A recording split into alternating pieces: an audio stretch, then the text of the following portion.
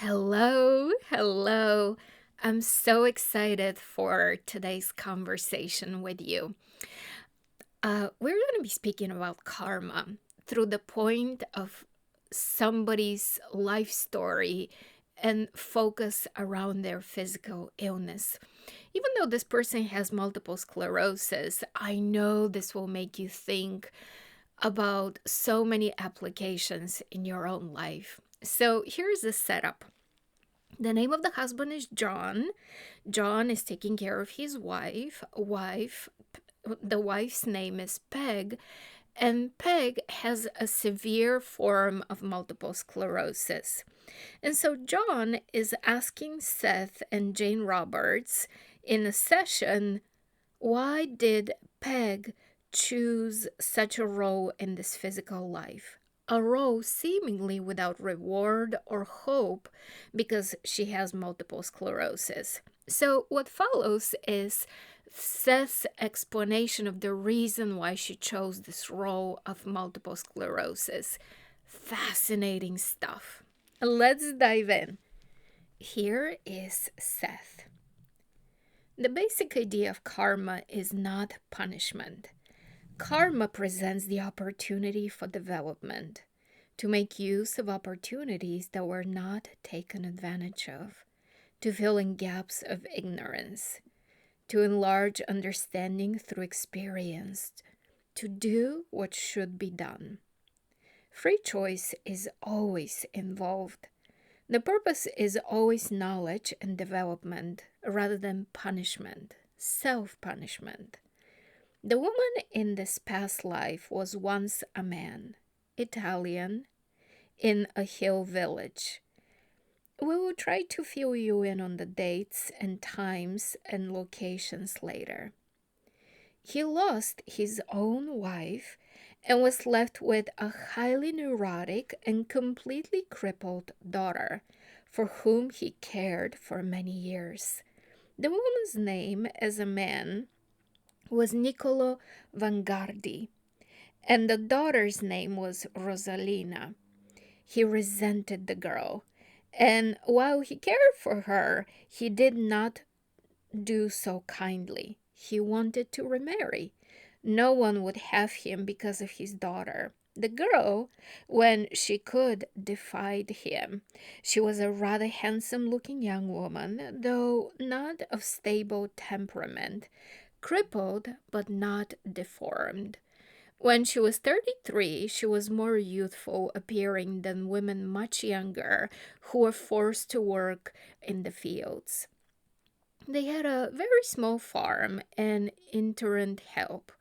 A widowed man with no children from a nearby village came here to help on the farm. He fell in love with the daughter and, despite her condition, took her to his home village. The father was thoroughly embittered. The daughter had left too late.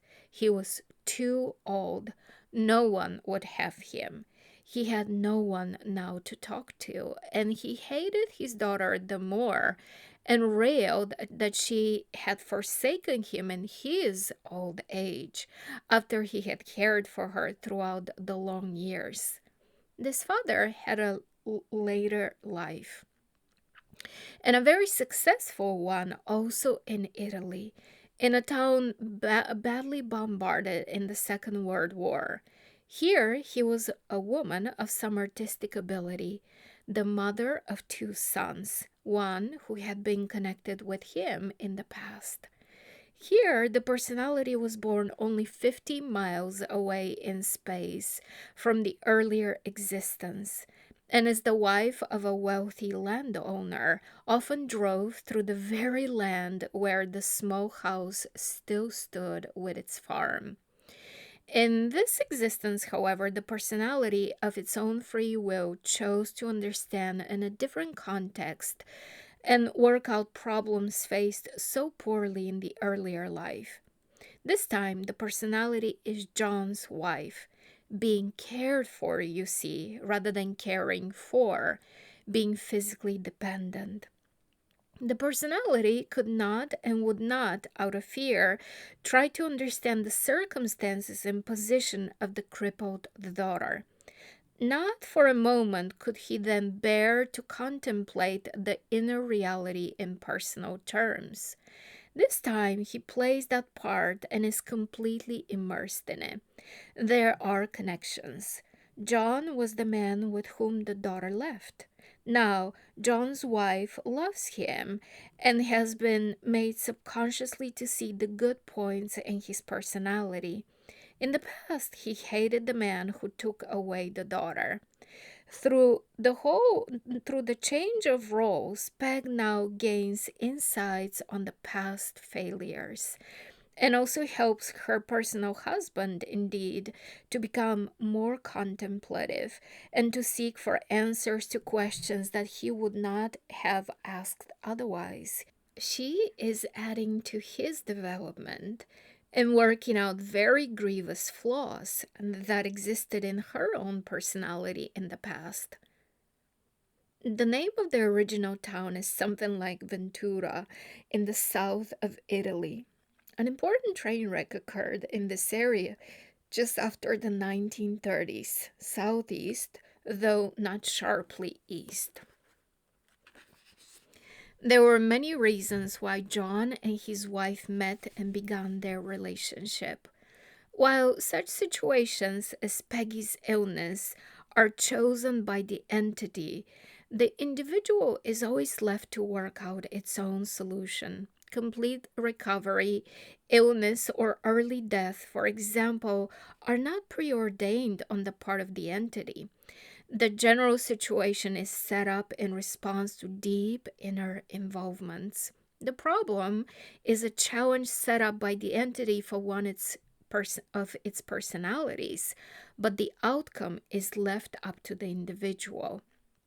This was the major stumbling block, the last major one for this personality. Other lives had been fulfilling, but the personality had never set for itself any position in the past that was not one of strength. The illness itself was secondary. One does not choose illness per se for a life situation. In order for the personality to see its own past activities clearly, it felt that it had to adopt a position of dependency in this life. It should be mentioned that in such cases, the inner self is divorced from more accessible subconscious as divorced from the more accessible subconscious is aware of the situation and finds release in very valid terms through frequent inner communications whereby past successes are remembered and to some extent re-experienced. The dream state becomes an extremely vivid time for these activities, and they're not imaginary.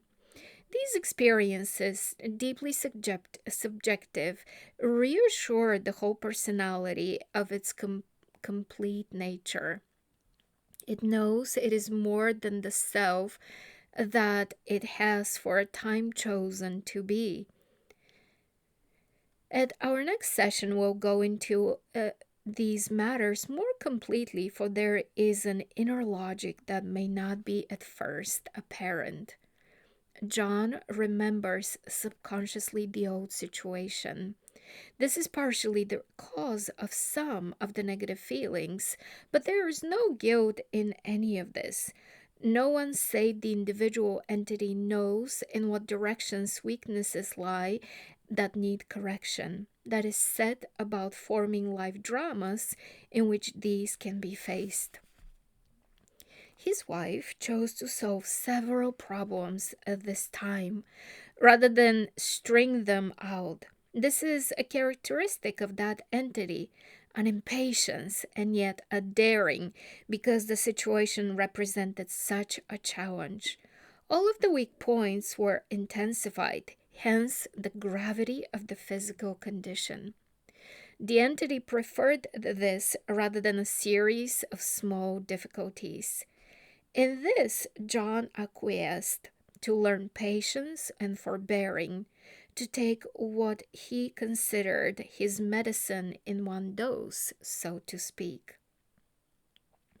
But both of them have set themselves to learn compassion, patience, and forbearing. They chose different ways because of their backgrounds, in the same way he has been too precise and in another too impetuous. They are both learning from each other. Such a situation allows John's present wife to telescope the experience needed into one life situation, to delve deeply and face at once problems that could otherwise take several existences. Only a bold personality and a courageous one would attempt this. Spiritually, both personalities will benefit. This is the last reincarnation for John's wife because of this decision. The personality will then have experience in other than earthly existences. The daughter, the original daughter, you see, is now Peg's mother. No one else from that life is known to them, though the original family was a large one. There is a historical connection with the village or close area nearby, and not too far away, a fort, a Roman fort, within 50 miles, I believe, of the town. If the overall entity feels that the problem has been sufficiently solved, then it will end this life situation. But there is also a connection here with John, and the wife's personality will not leave until John has also sufficiently achieved all benefits from the relationship that his entity hoped for. There are also other connections. This is a last reincarnation. The personality could choose and attempt a partial recovery. There is no predestination. Until the personality itself has definitely decided whether or not to end a life situation, no one else can know. When the decision is made, even subconsciously, then we can know. The answer now is uncertain, for no definite decision has been made. There are other personal problems on John's part, which he must work out in any case. He knows what these are. This is the end of this session, and I am loving this session because not only does it present an intriguing story which cross connects through different lifetimes, oh God, but also there's so much here, right? So the husband chose this so that he can ask questions that he wouldn't ask otherwise.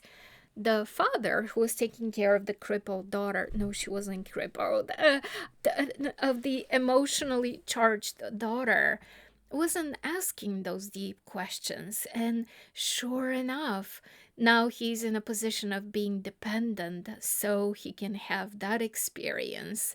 That's really profound. To me, it always is very important to remember, never hate a person, never hate a group of people, because life will bind you to them in their next life, in your next life. Because the father hated the husband for taking her away. Sure enough, now they're married in this life. The father hated the daughter, so he's in her position, and she is his mother as the mother of the daughter in this life. Amazing stuff. This is how reincarnation works. So, oh my God, if there's any hate in your heart towards any group of people, towards any specific person, oh, forgive, forgive, forgive. Not only forgive, but also try to understand compassionately through their point of view what could possibly they be learning, right? Compassionately try to see another approach. We really want to clear those karmic connections now in this lifetime so that we do the work now, right? Versus 5 lifetimes from now when it comes to bite us. But also, there's also another important point here and that I want to highlight for all of us. If you're in a position to take care of someone, if you're in a position to provide help, always do it with love. Never do it out of obligation. Never do it hating the person. Please, please, please. When you give help, always give help lovingly. Always give help gracefully versus I'm obligated, so I'm doing it, but I hate doing it. Something else that fascinates me about this experience, about this session, about this story is how in her second incarnation in Italy, where the wife, where the dad, now a wife of a wealthy landowner and the mom of two kids, was driving through the land and seeing that same house. Oh, fascinating stuff.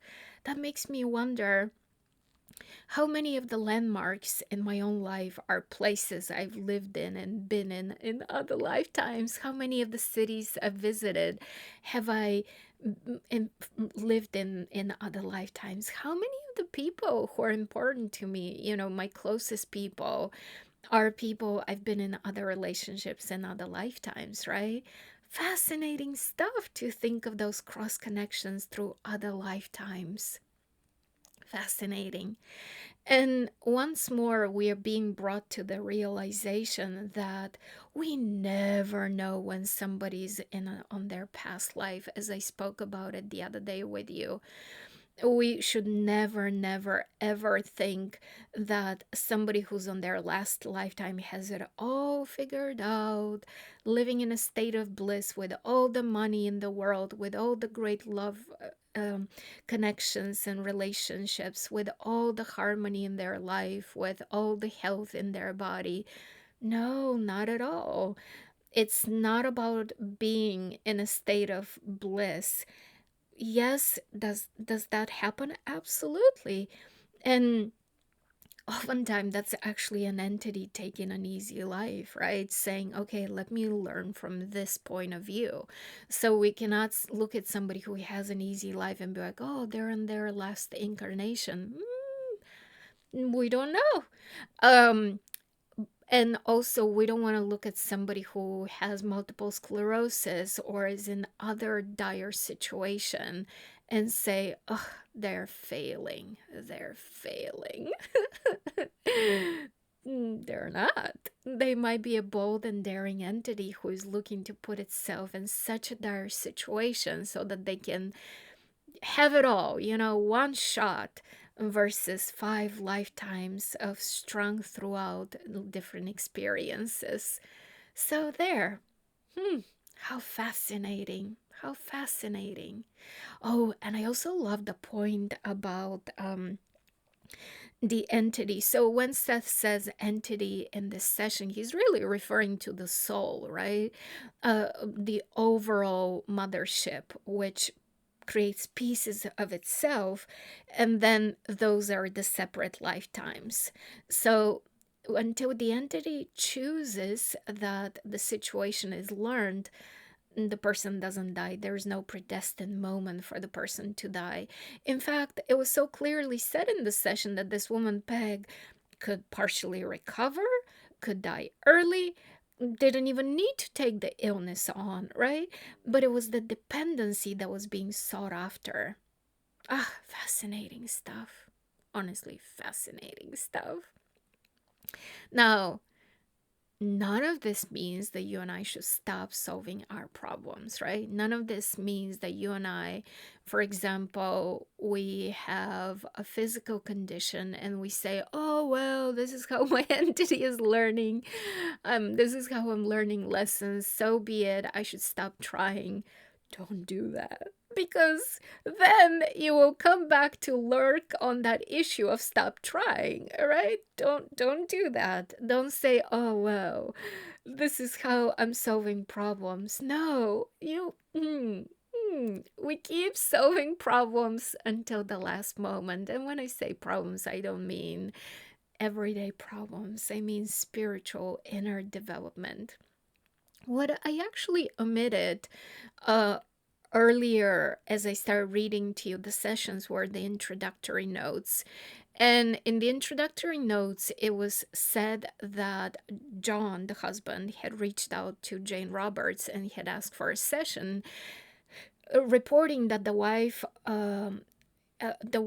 was in a hospital and her condition had worsened, and he had tried to do hypnosis sessions with her with a hypnotist. However, she was strongly resisting those hypnosis sessions. And so the session started off by Seth saying, the individual is not willing to look at things. That's why they're resisting the hypnosis sessions. And they're in a hospital because there is a crisis in which they're not willing to look within and solve the inner problems that were discussed throughout the session. So there, right?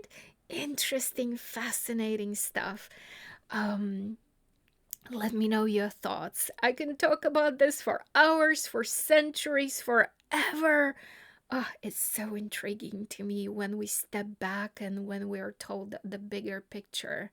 Doesn't that make you want to wonder about your own journey through lifetimes? Now you know why I do past life regression as a tool and past life regression sessions for people so that they can figure out their own cross connections, so they can wonder at the marvelous expansion of their soul through different lifetimes. So if you're looking for a regression, reach out to me. Fascinating stuff, right?